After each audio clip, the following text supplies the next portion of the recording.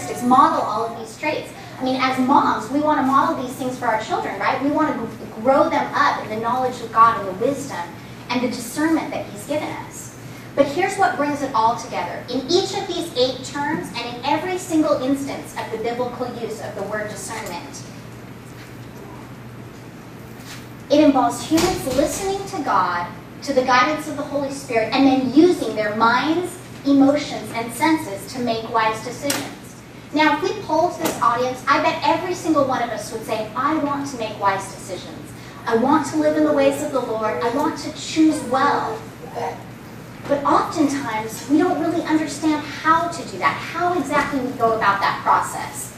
Let me break it down a little bit for you, just that statement alone.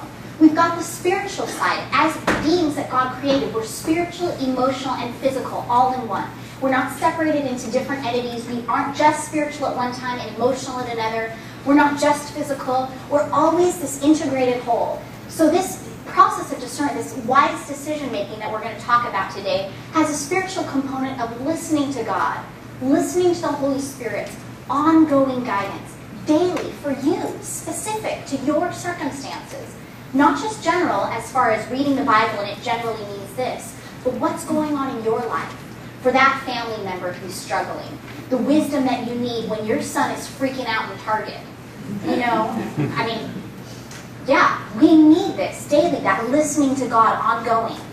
And we also need to learn how to use our mind and emotions and our senses, incorporating our very physical bodies into this process of decision making. Sometimes we're afraid of that side of it. It's much easier to think of things in a purely esoteric or spiritual means because it sort of lets us off the hook. It's like, oh, well, that's kind of hard. It's sort of spiritual. But no, this is a very real, tangible, in our daily lives, in everything that we're going through kind of process. Discernment is not so much a method as it is a kind of life. It's a kind of a spirit-filled way of thinking and acting that helps us to commonly and habitually make wise decisions. That forms the fabric of our lives. You know, just as a piece of fabric is woven together with many threads, our choices weave together the fabric of our life. We don't see that, but sometimes we don't take that step back and sort of look at it. You know, every single one of our decisions, well, okay, maybe not the paperclip one, but, you know, our decisions are all weaving together a fabric of who we are. What do we want that fabric to look like? Sometimes I feel like I'm the underside of the tapestry, you know, all messed up with the threads going this way and that. But God is weaving this amazing thing through my life, and I want